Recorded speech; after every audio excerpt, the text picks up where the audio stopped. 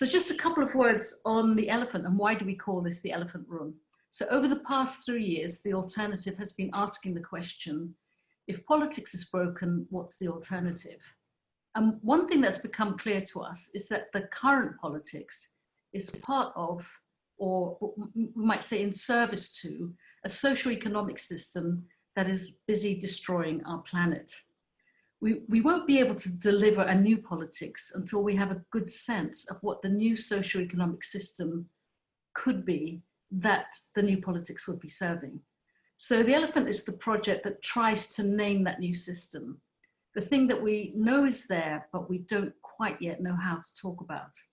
So last December, we gathered 30 people together who we felt have been busy creating that new system, but haven't yet fully come together as a working system that other people can see or buy into. So like the blind men and the elephant, each one of these people can see a part of it, but none of them can quite see the whole thing.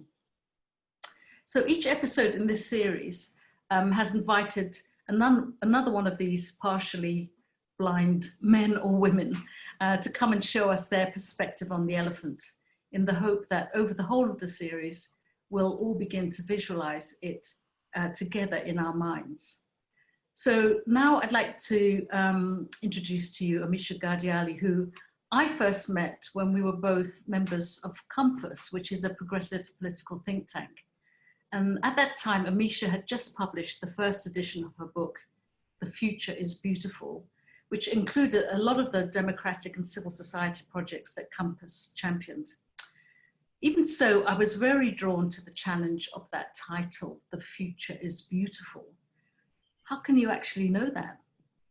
Of course, that is the question that really resonates today as we sit in the midst of our global pandemic, isolated most of us from our communities and with a very volatile global reality. So at that point, I'd like to welcome Amisha. Great to see you here, Amisha. Recommend that we all go to Speaker View now, which is in your top right-hand corner. And just invite Amisha to start by explaining how do you see the present moment, Amisha? And you know, where do you get your sense that the future is beautiful? Where could that be arising from? Well, first of all, thank you so much, Indra, for inviting me here and also for the space that you've created with the elephant and with the alternative. And I very much enjoyed the gathering that we had of the blind folk last year, and being able to see where some of these different pieces come together of the parts in which we're all offering. And this time that we're in, you know, this year, it feels very much like, you know, a dark night of the soul, or like the winter when things are dying that we knew were going to die, because we've seen that they aren't working, that they aren't serving our communities, they aren't serving our environment, they aren't serving, you know, what is beautiful about the human way of life in relationship to the ecology in which we live. And you know, deaths are never easy processes, where, you know, but they happen all the time, you know, like, and I think the seasonal analogy is quite helpful, because we have, you know, we've just here in the UK, it's been summer and it was warm and everything's been blooming, and already the leaves are starting to fall, and we know that things will look kind of barren in the weeks to come, and that will take us into a new blooming when the time is right. And it feels like, as a global society, in terms of systemic change, that this is really a turning point for all of us to really recognize where things aren't working, and wherever we've been prepared to, you know, look the other way, or ignore something or just accept that this is how it's always been done and how it will always be done. I feel like what's come to the surface during this time is that wherever there were issues, they have all been exasperated this year, and that has brought to the surface both the kind of the desperation of this moment, and the need for us to trust something that is much deeper within all of us, and that this is what happens through the power of vision. And you know, it's interesting, this title, "The Future is Beautiful," because I'm still slightly uncomfortable with it, I have to admit. And you know, I started this project, and it was initially called Think, Act, Vote, and it was a decade ago in 2010. It was an election year, and I was feeling that it was the first election in my lifetime that I was not excited about. And I had been one of those, you know, strange kids that loved to stay up late and watch elections, and you know, had my coloured scarves, and really like felt the possibility of where power could shift something in all of our lives. And I studied politics at university. I went on to work in politics, and unfortunately, that place of where I'd seen that this power, you know, could shift our lives for the better, my experiences of being inside were not of that. And I was working very much on that you know, the people that are in there need to change in order to be able to change the system. And what I found personally, and I have huge admiration and respect for those that are able to be in mainstream politics and make significant changes and really hold true to their values and their vision. But for me, I found that it was actually killing something that was very fundamental to my humanity, and actually kind of depressing me. A turning point being one night in the pub in Westminster. The young researchers would spend a lot of evenings in the pub, which is quite worrying in itself, really, because it's a serious job, you know. And one night somebody turned around to me and said, you know, we were arguing about something, and I was putting forward something that I thought was important in the discussion, and somebody just turned around to me and said, do you know what, Amisha, your problem is you care about people too much to do well in politics. And for me, that was like oh, like, what am I, you know, how is this the reality, and what is this system doing to us? And so then that allowed me to understand that it's a system rather than a group of humans, and there's a difference in that, in the way in which we relate. And so for me, what became really important was to really be able to hold true to my own values, and to understand my values and vision as a way of creating systemic change. And this started out quite, I'd say, casually. I didn't know that I was embarking on a project that I would still be part of a decade later. But what we did was very simple. We built a ballot box, and I say we. I managed to persuade a couple of friends to get involved, and we built this beautiful ballot box. And I just started with this question: what is the future you choose? Because one of the things that I was finding is that we can get so complacent, and it's not like our fault. It's to do with the system in which we live, and the way in which the media operates, and what we're told we're capable of doing, and what we're told is our place or not our place, and what we're told is the way things have to be. And that holds us back from actually being able to listen deeper to what it is that we can see and that we can bring into being. And very simply, I just felt like, oh, this is the first election in my lifetime that I'm not excited about. The choices don't feel like they're offering anything, and it's not really going to make a huge amount of difference, like what happens here. And this is really depressing. And I wanted to encourage people to vote, but I also wanted to encourage a deeper inquiry into like why we vote. And what I had understood is that when I was growing up, I saw politics and the political party as a vehicle that would carry my vision into being. And so I would place my vote, my support of this party, and I would be entrusting them to bring that vision into the world. And what I was seeing in 2010 was that that was no longer the case, that the purity of politics, if it ever existed, had got so corrupted by, you know, corporate interests and all, you know, all of these different aspects that we come to just accept that it's fine that they interfere with how decisions are made and where the emphasis is on decisions.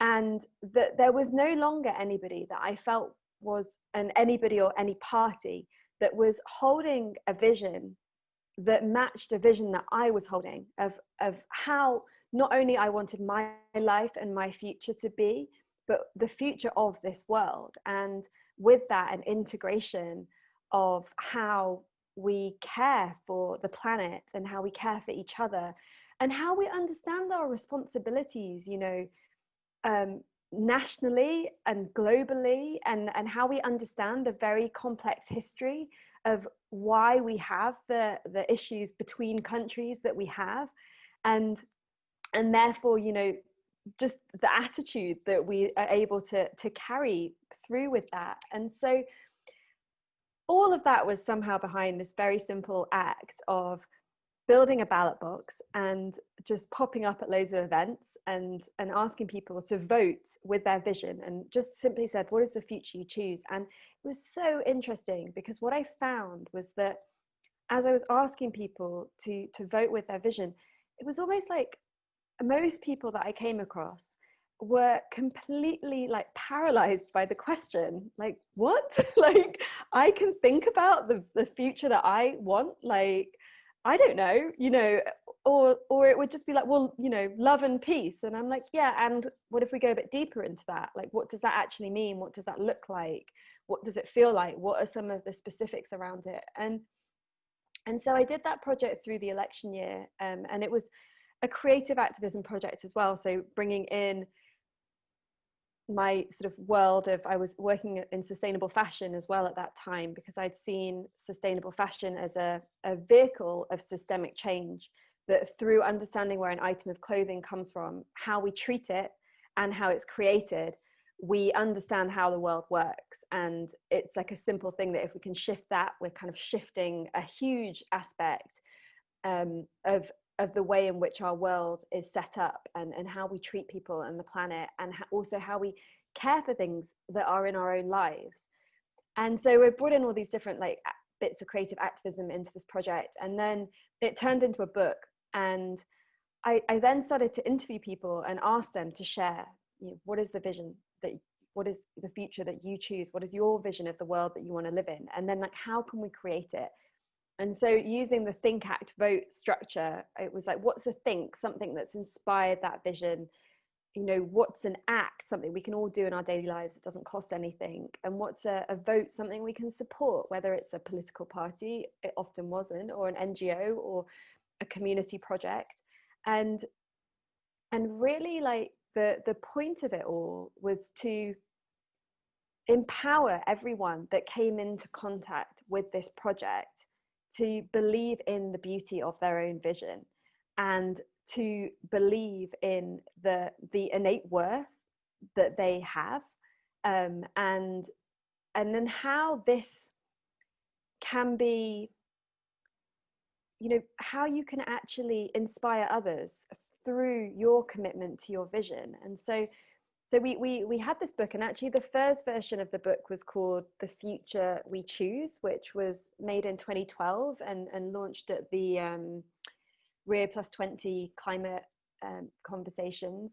And then I was just sitting with it, and it's like, it's one of those things, it's like I kind of forget about this book sometimes, and then every time I re-look at it, like I was re-looking at it this week in the context of where we are at now, and I was just like, oh, this is such important work that we need to always be reconnected to that vision that we have. And I renamed it in 2016, The Future is Beautiful, and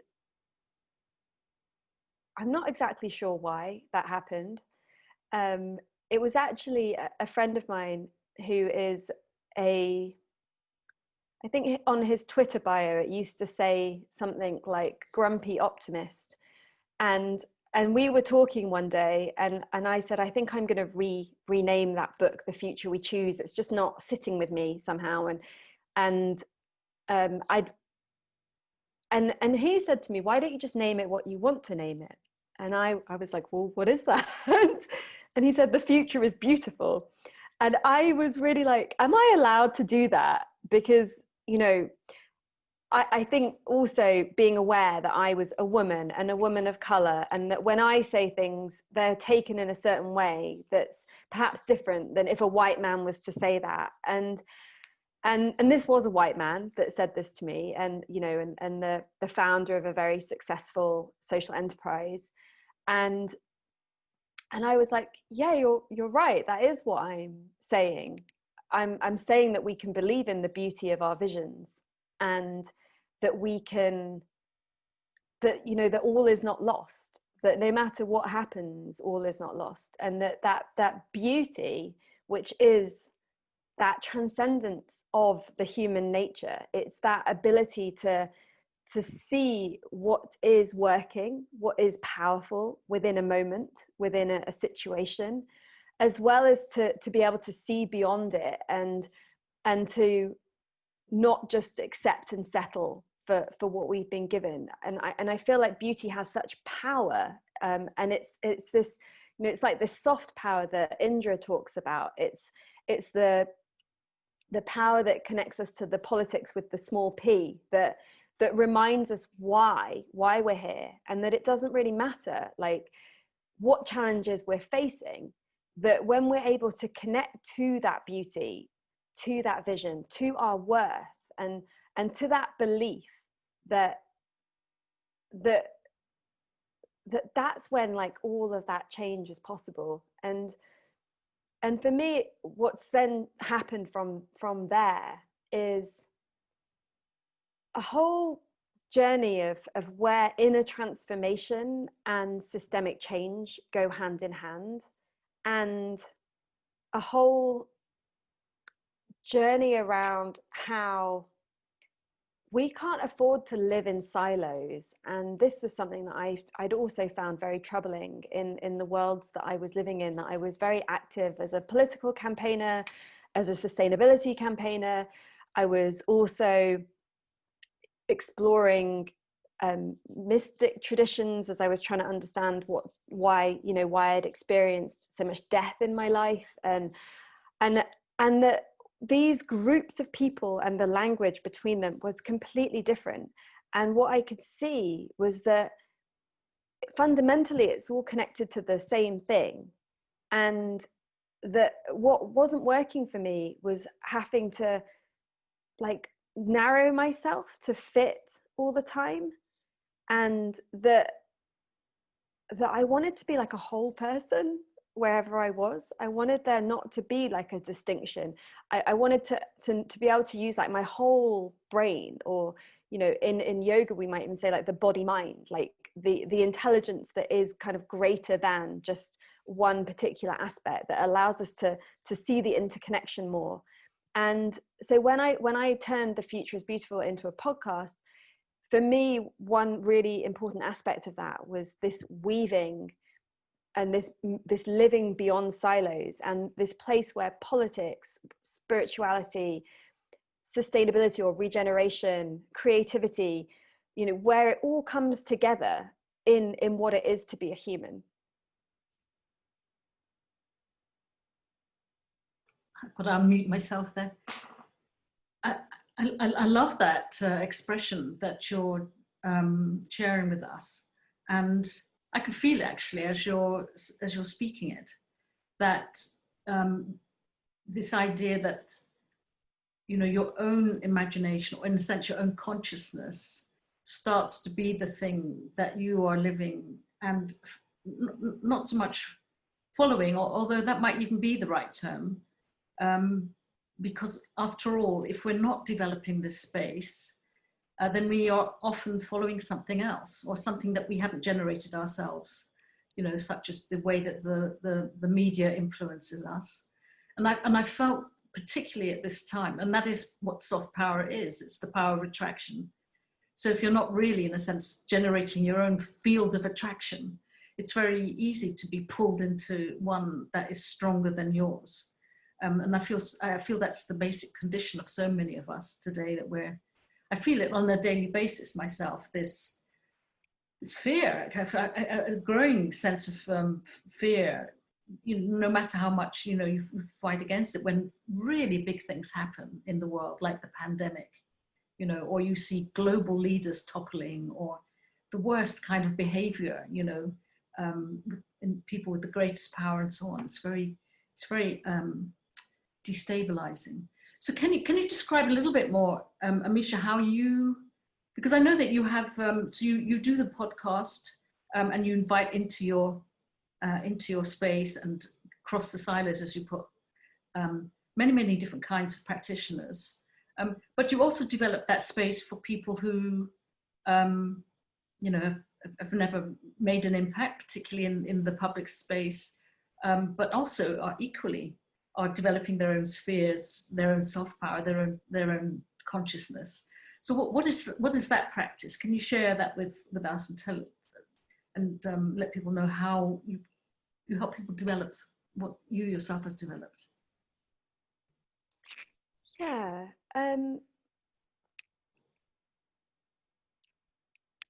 I guess for me, like, everything that I have learned or come to understand, I have shared along the way, and it's always been something that's very like alive and with other people. And for me, when I was working in more kind of traditional politics and sustainability and social enterprise, my whole way of doing it was what I'd been taught, which led to me feeling often really burnt out and often really depressed and often not enough, and often just really depleted, and that wasn't working for me. And so through what never, obviously, I think a lot of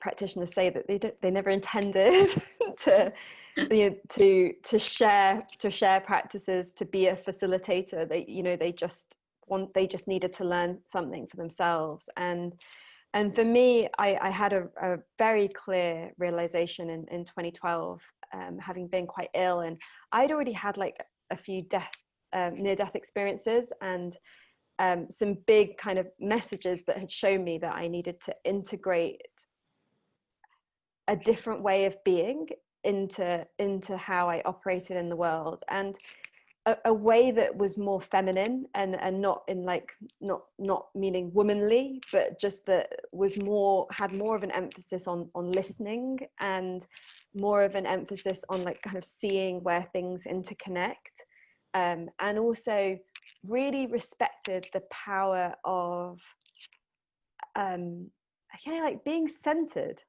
and building my resilience, but not in a like kind of tough way, but in a real like inner way.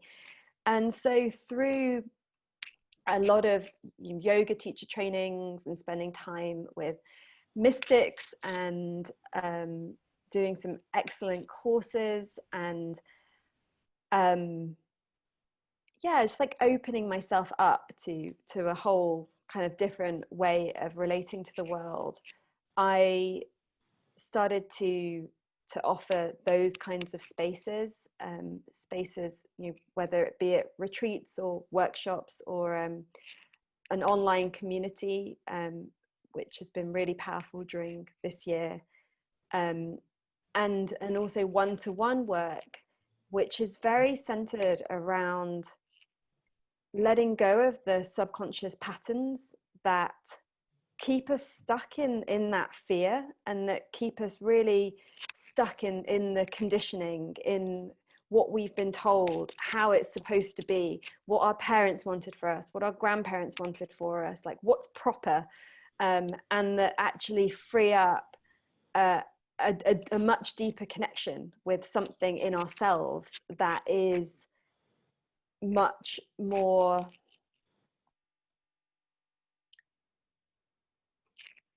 I kind of want to say individual, but it's both something that is like unique to us, and something that is far more connected to a bigger picture, because it operates on a different kind of intelligence. And so for me, that work has been really, really powerful, because I believe that these times require more of us, and they require us to be able to operate with more discernment, and to kind of know what to believe, and not what to believe. You know, people talk about this being like the time of post-truth, or, you know, the time of fake news or conspiracy theories, or, you know, whatever it is. And so how do we navigate within all of that? How do we navigate where there's so much? You know, we're also told this is like the age of information, where we are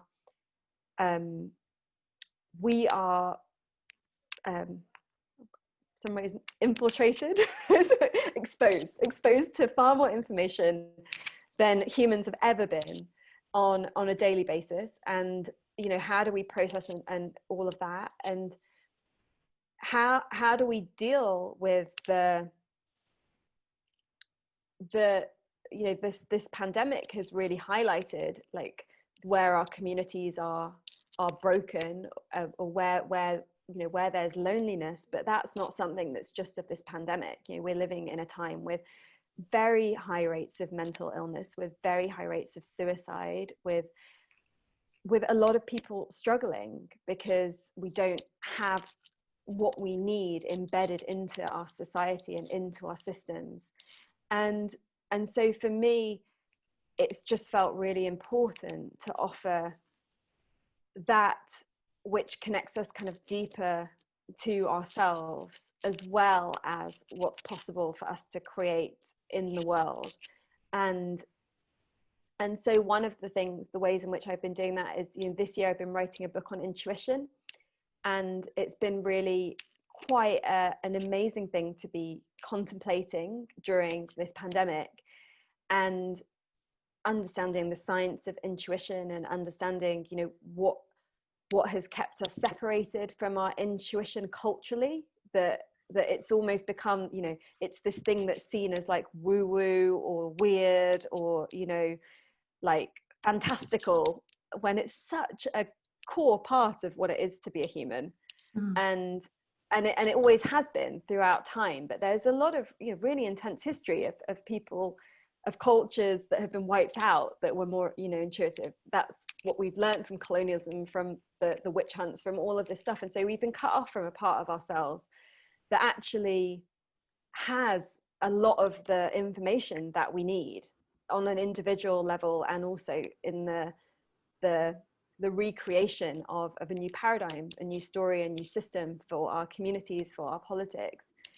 And so for me, this is just something that's just felt so important, that this is a time where it's like we just have to not care anymore what anyone thinks of us, especially when that judgment is often coming from a really small, narrowed, conditioned perspective, and really free ourselves to be able to show up in the world with the worth that it just is. It is like, we're here. And it's, I always think it's quite miraculous when you actually understand like how many of your ancestors had to survive in order for you to be here. And if any of you have also been on like fertility journeys, or, you know, a lot of kids don't make it, you know. And it's like, here we all are, like people that are here, that have made it, that have survived through previous pandemics and wars and illnesses and all kinds of things, and we're here.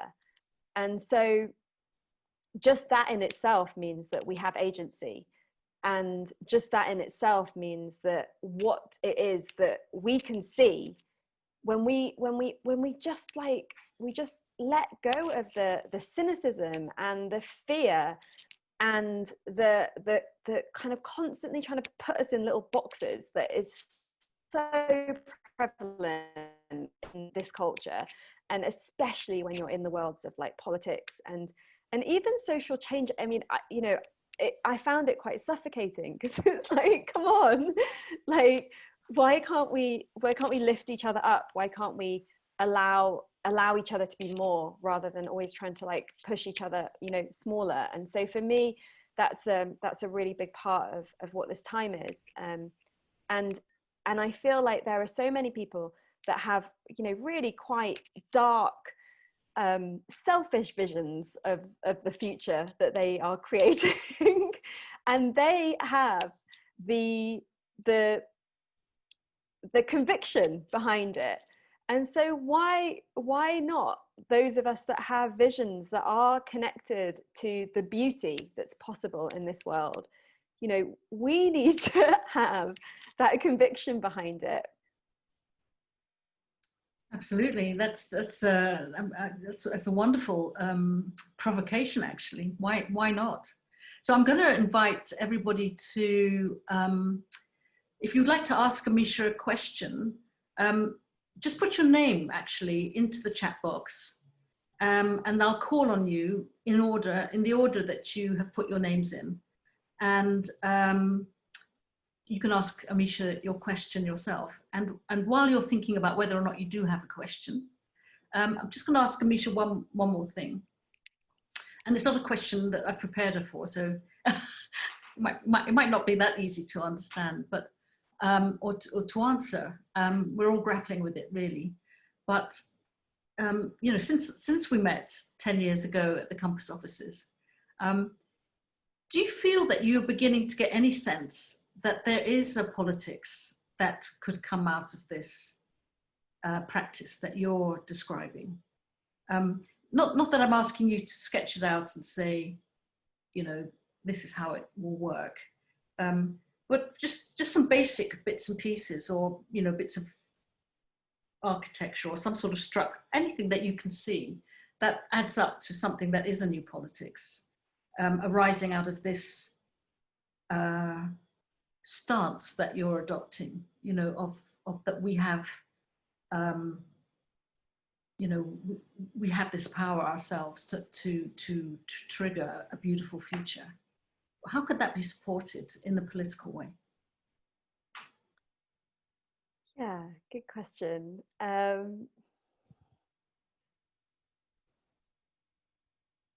feel like there's two ways that this work can do that. One is that for those that are already there, that are in the political, in whatever way that is, that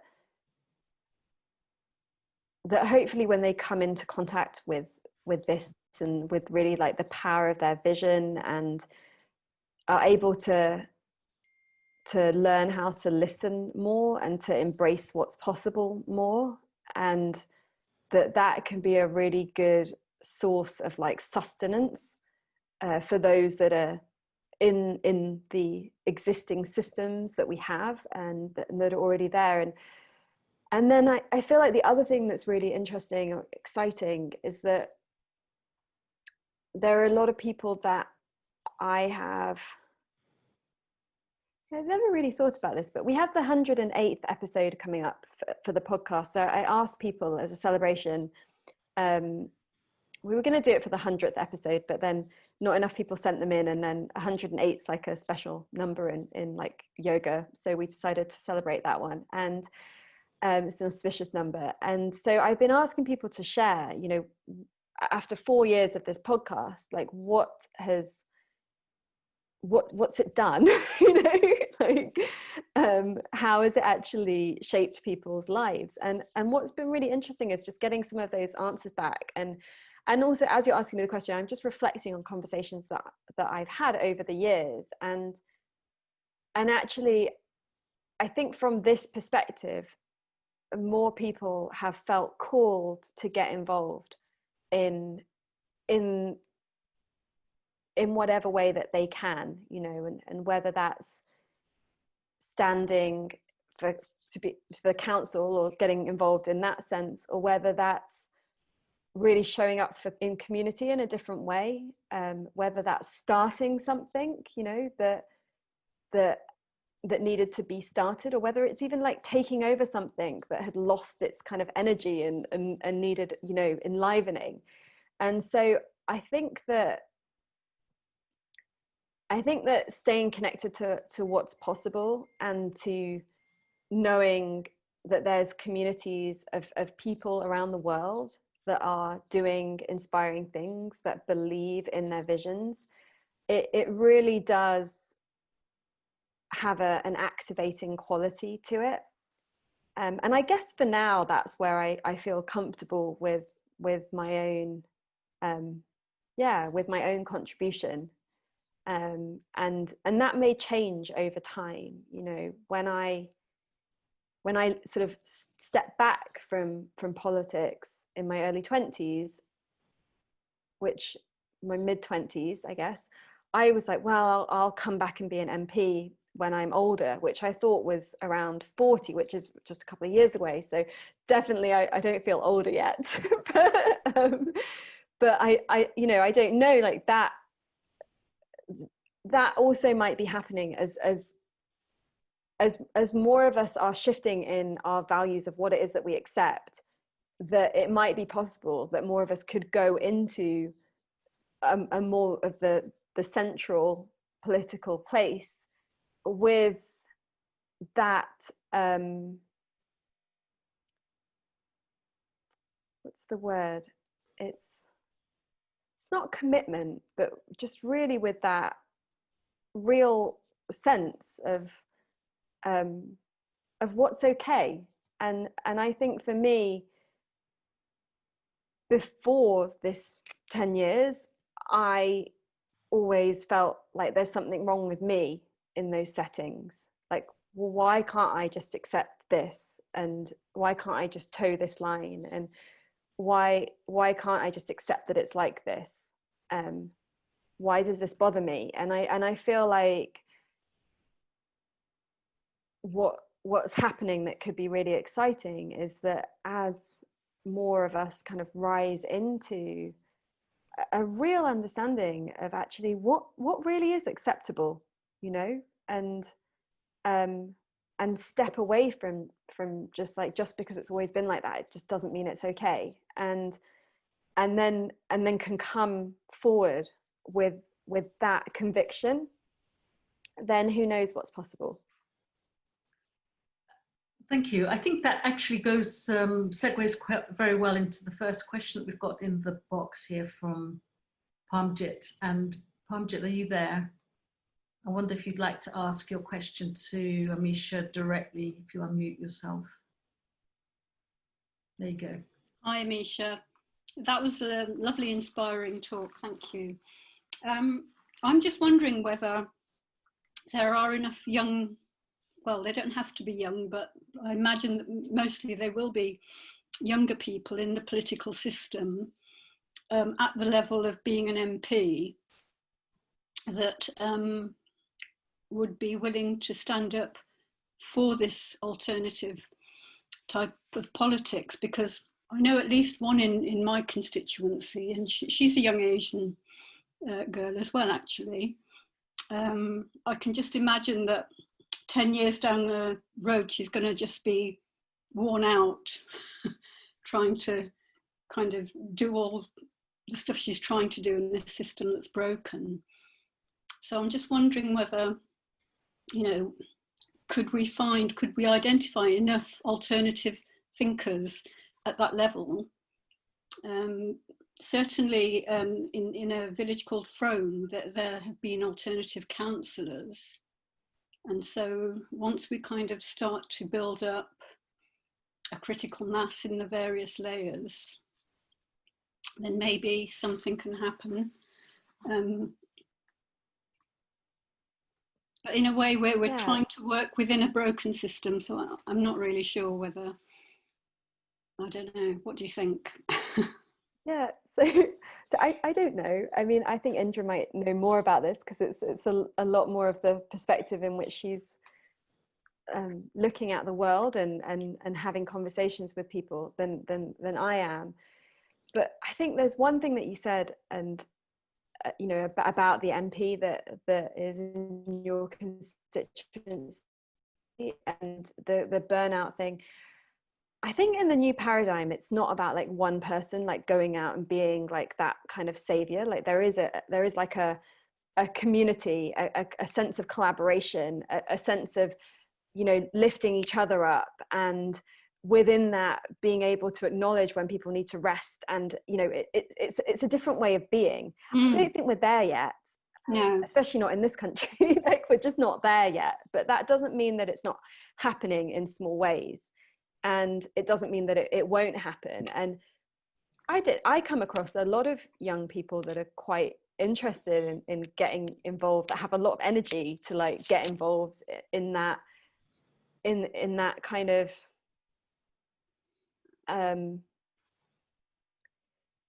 it's just, it's in I guess in the fight, like it's still in that place where it's in the fight, and that will attract certain kinds of people, and then when things have shifted, there'll be like other kinds of people attracted. And so I guess if everyone is being true to like themselves and their vision, then they are in the right place, if that makes sense. And then when it's their time, they'll step further in, or kind of that there are people stepping in now. But I don't know. I mean, I think Indra, you maybe can offer more.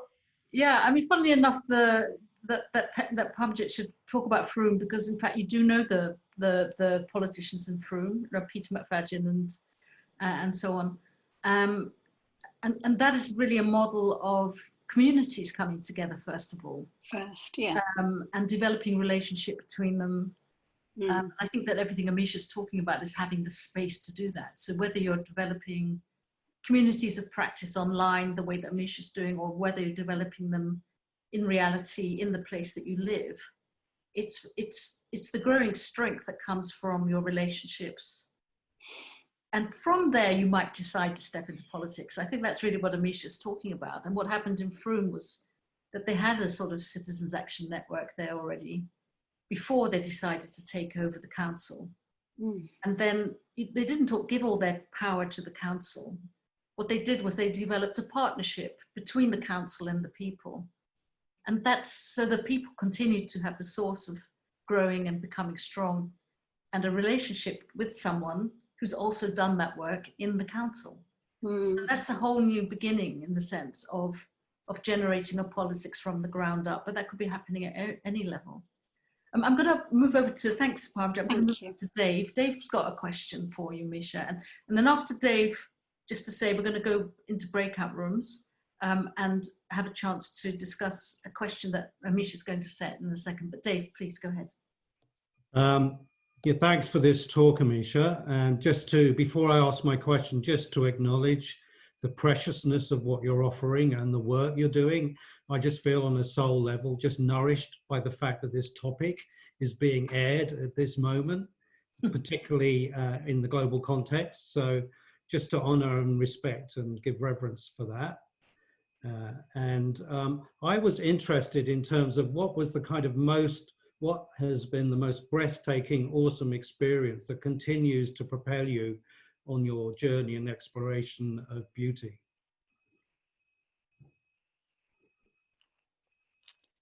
Thank you for that question. Yeah, thank you for what you've shared. And I just have one thing on Parmjit's question I just want to say, which, as we were talking about Peter McFadden, like there's been so much interest in flat pack democracy, and so it's happening, like these things are all happening, and there is this lovely collaborative community vibe to it that's different, and so I guess we also just have to be patient with that, whilst the current system that we know is not working kind of destroys itself, which is also happening. And so yeah, being able to sit with patience and an understanding of right timing is something that I've understood from yoga, actually. This question about like the most beautiful, breathtaking, awesome experience you've had, I mean, there's so many that flash before my eyes. I don't even know where to start. And I think that that's because being a human is a beautiful experience. You know, it is hard as hell at times, and we go through so many challenges along the way. But I mean, there's so many, from like meeting my niece for the first time to accompanying my father through his death, through, you know, that feeling of being in love and looking into someone's eyes, through a feeling when you see, I don't know, just like now I'm looking at like a willow tree blowing in the wind outside. Like I think that for me, I don't know about these moments or these experiences. Like I used to have those stories, you know, and I used to tell people, oh yeah, well, when I was run over by this 4-wheel drive pickup truck, and then it's like, well, then something else happened, and then something else happened. And like I had a conversation yesterday that changed who I am. And so I feel like I'm constantly in this relationship of experiences that connect me deeper to what's beautiful and what's meaningful about life and being here. And some of them can be kind of like, they're better like Hollywood stories. They're like, you know, dramatic, and they're like this moment, and others of them are really quite quiet. And yeah, so I don't know what it is. I think there's something, because that when I think back to, like, I guess my 20s, when I was quite like mired in like ego and in like trying to find my place and like do the right thing and show up and you know, change the world, I was missing everything, like on like the subtler kind of levels of my life, and I didn't have time for things that were really nourishing and important to me. And when I really took the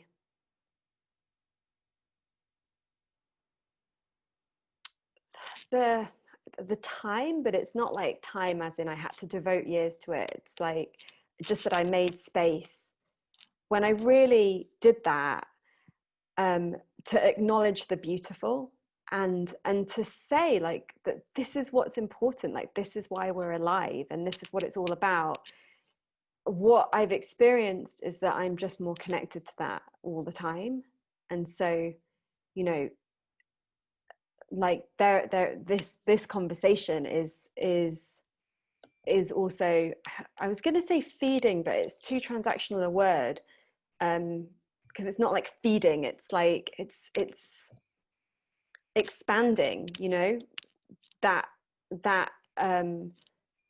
importance of why we're here, of why we show up, of what we're doing it for. And yeah, and of course I've had so many of those other moments, you know, whether it's meeting a kid, you know, on the other side of the world that doesn't have any access to anything, or all of these things that but I think we're surrounded by those moments and that information. And so I think it's just giving ourselves the permission to actually acknowledge that the personal is political, like it just is, and that the interconnectedness is also political, and that is the interconnectedness both in terms of a global capitalist system and the interconnectedness on a much deeper, understanding of what interconnectedness is.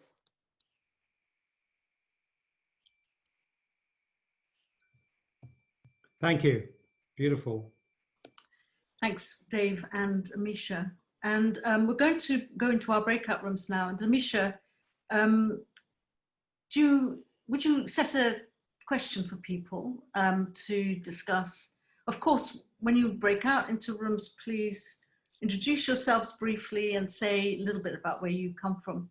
But then, Amisha, set us a question. So the question that I feel is, what would you do differently in your life and in the way that you show up for society, for the future, if you really do believe in the beauty of your vision for this world? Lovely. Okay, so what would you do differently, starting from today maybe, if you really believed in the vision, in your own beautiful vision of this world? I'm going to send you to breakout rooms now. You'll have, I'm going to say 15 minutes, and then we'll all come back and share information or about what, or share whatever we'd like to share, or any more questions we have for Amisha. Thank you.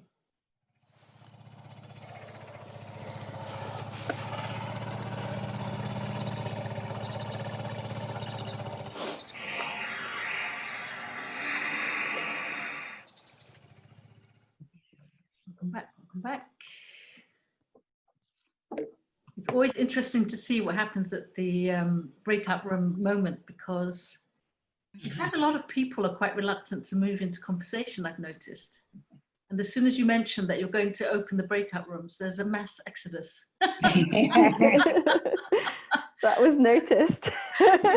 But I've come to sort of accept that, and sort of, it's to trust that not everybody's ready to share or to be open to being in relationship with others.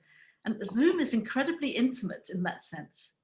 You're suddenly quite close to somebody you've never met before, and you're about to tell them something that you're deeply feeling, well, always in the case of the alternative Zooms anyway.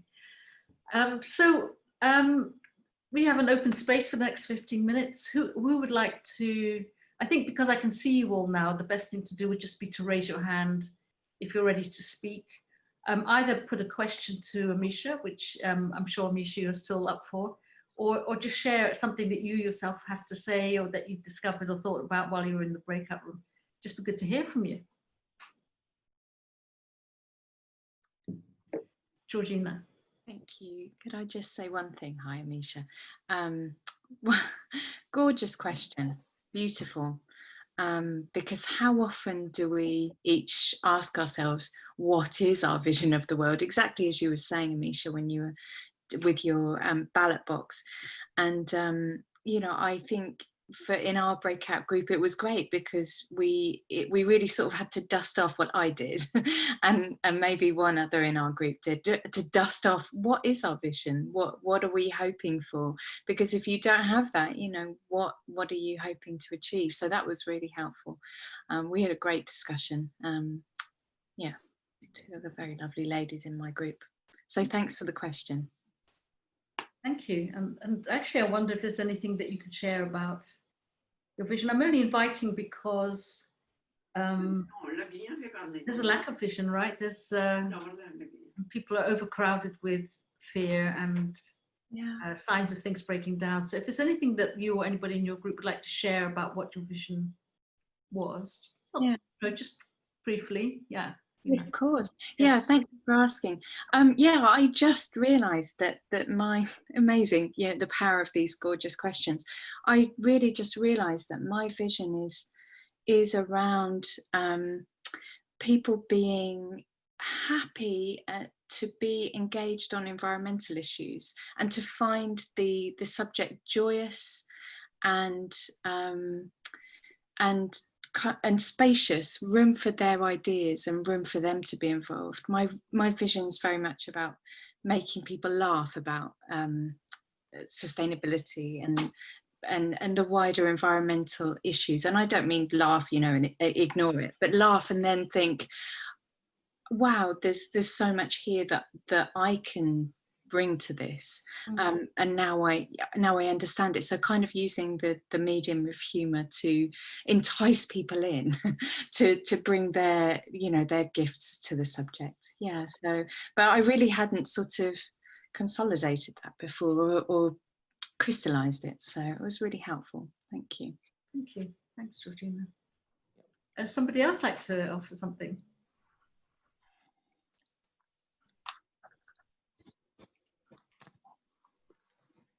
I don't know how many groups there were. I was in Jim's group also and really enjoyed it, and also with Josie, as I say, we all seem to be from Scotland. But I did say that for some personal reason, God knows why, I'm sort of reasonably cheerful most of the time, no matter what has happened, because I've got this kind of notion that no matter how bad it is, you look at it and you go through it, and then somehow or other, I mean, almost like Georgina said, you start to laugh. I mean, how this is just being human, you know, this awful thing has happened to you. Like one of my son's close friends has died recently. I'm not laughing at that, but it's still something that is human and real. So we're talking together and sharing and those sorts of things, so that I don't feel down.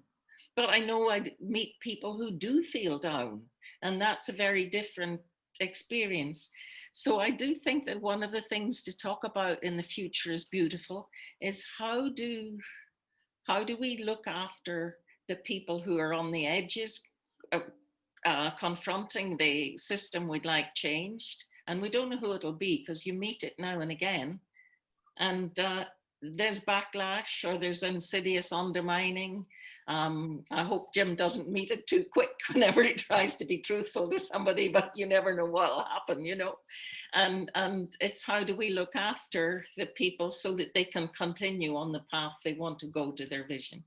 I think we need each other a lot. Absolutely right. Yeah. Yeah. So yes. That's it from me. Thank you so much, Elspeth. Yeah. And I've enjoyed your comments as well in the chat box. Thank you. Oh, I got carried away a bit. Very useful. Thank you. Parmjit. I'd like to respond to that, because what Maria and I were talking about is how lonesome it can be when people around you haven't kind of got to the level of analysis that you have about what needs to change. So Amisha's comment about the fashion as a vehicle for change, I tried to introduce that into a project where they were doing a fashion show, and nobody really got it. So we're just going to do a fashion show to showcase skills, and that's going to be that. But Maria was saying something about an idea that you guys had of having like an open room where there would be somebody that you can just like click on the link and somebody would be there, and you don't even have to say anything, you can just carry on typing or whatever. And I thought that's a really nice idea, and you know, I think you've probably got enough people to sign on to shifts and stuff like that. But also I've done non-violent communication, so if people kind of wanted some kind of support, intervention type stuff, maybe we could think about, you know, how could we organise that? Yeah, it's good, and I'd like to see how you pick it up and develop that idea, Parmjit. Well, yeah. Do you want me to ask around for people who would be willing to be a person that would be, what's the word, like personing the shift? Well, I'm going to invite Amisha to comment on that, but just let me pad out a little bit what Maria and I were talking about, and it was partly because we were thinking that if we had a building, you know, if we were in a city and we had a building, that was always there. Alison, you and I will know about this. We used to have centres, but Alison and I used to be part of a Buddhist movement. Then we had a centre. People could always drop in the centre, and there would always be like an open space there to work in. And you didn't need any attention. It was just you belonging to something. But it's difficult to do that when we're all in lockdown and we're socially distanced. And anyway, I can't be in all the cities. We can't be in all the cities that we're in. So we were wondering whether or not we couldn't develop a virtual equivalent of that and just have a permanent open Zoom room. And people could book rooms. You know, they only have to appear, and then they could go into a breakout room if they needed to have a meeting with someone. And it would more or less operate just like a normal centre, but it would just be virtual. So it's an idea that we're thinking about. I don't know if it would tax us too much but if we had, again, Ali, you remember we used to have rotas of people, right, that would come and look after the front door of this thing. So, you know, Parmjit, if that's something that you're interested in seeing, if people are up for that, you know, in the end, a Zoom account is not the same as having to rent a building, right? It's quite a cheap equivalent, but lovely to think that it's always open and there and people can drop in. Maybe that's what's required for community building at the moment. But I'd quite like to ask Amisha, you've developed these communities of practice now with the people that you're in a sense leading, but in a sense you are also partaking in the community that you're building. How important is that to your resilience and continuing? Yeah, I mean, it's everything actually. I think, like, yeah, I mean, I for some reason the Future is Beautiful always felt like a community thing rather than a like kind of top-down thing, and even like as a yoga teacher or like facilitator, I've always seen it as, you know, a circle, and you're bringing something, you're holding a space there, and during this year especially, one aspect of it is called presence, and it's you know, people pay a small amount per month, and we have these sessions. We have open kind of like an open space, like check-in circles, and we have impromptu Zoom dance parties, and like they've happened sort of naturally sometimes after we've talked for ages, and then I've just been like, oh, I feel like dancing, and then some people have stuck around, and we've just, you know, let our bodies move together, and it's been really fun. And we look at different themes each month that we explore that are relevant to the embodiment of the themes discussed in the podcast, which is very far reaching, but you know, I'm able to kind of distill them a bit, and we come into this community space where we're all in that journey of the embodiment, and for me, being able to hold that space allows me to further embody what is that I'm exploring, so that it doesn't all just isn't just heady concepts. You know, you have discussions, and then what, you know, for me, even the discussion is an experience where the discussion will change who I am, and so the community of care and practice is very much around that. And maybe Georgina can share, because she's part of these communities with me. But in our breakout room, and we were talking about this thing of, you know, that journey of like letting go of what people think in order to be more of who you are, and how we're so hardwired for tribe, you know, that's in our epigenetics, you know, it is part of what it is to be a human. And so when you have that realization that you can't, the cost of just fitting into what is around you is just too high for the stakes of what you believe in terms of your own vision, in terms of what's important. How much having community that is also making that decision is important. And I feel like, you know, in this conversation, that really clarified for me why I put in all that extra time and effort into creating that space, so that it's not just like people can listen to something, but actually that they can join something, or they know, even if they don't join it for whatever reason, they know it exists, and that they know that people are gathering from all over the world that also believe the same things. And so there is a sense of belonging, and that belonging, it can even just be that, just that that this community exists where there are people of resonance, or it's something that you drop into, you send a message into every now and then, or it's something that you really show up at all the calls, but that you're part of it. And I get that happens a lot, even just for people that do listen to the podcast, because over 100 episodes, they're like, oh look, there's at least 100 people that are also doing this work, so I do belong with these people. And so, yeah, I think that's really hit home for me today. I mean, I think we relearn the same things, don't we? We know why we do things, and then it's like you're like, yes, okay, I can feel it at a different level of importance in the mirroring, in the community space that's happening here. And so for me, I feel, a renewed sense of why it's important to offer that community space, and to be going on a journey, and how the virtual can really support at these times in particular, where like that virtual space is important, but just generally as well. And there's something kind of amazing about being able to connect globally, virtually, and to be able to be connected to people that are having very different but similar experiences, or to learn about how someone is doing something in another space, in another community, and then being able to take that information into your own. And so that really just I can really feel like more I feel like more energy in that for myself, which I'm going to take away from this time that we spent together.